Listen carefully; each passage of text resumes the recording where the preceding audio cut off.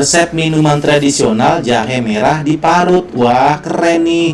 Jadi ini namanya roti pisang bakar AA Jabrik. Selain jualan roti, dia juga menjual minuman tradisional seperti ini nih. Jahe merah. Tuh, lihat jahenya diparut seperti itu. Bener-bener alami banget. Resepnya ini dari orang tuanya, dijadikan ide jualan. Harganya juga sangat murah.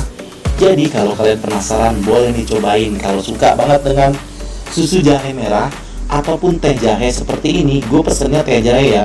Hampir setiap minggu gue kesini nih. Setiap habis cari konten, pasti gue mampir kesini. Minum jahe merahnya AA Jabrik ini. Beneran alami, enak banget, seger. Wajib cobain deh pokoknya.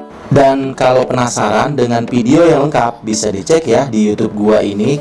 Pokoknya beneran ini minuman tradisional AA Jabriknya bener-bener alami. Kalian wajib cobain sekali lagi. Yuk mampir.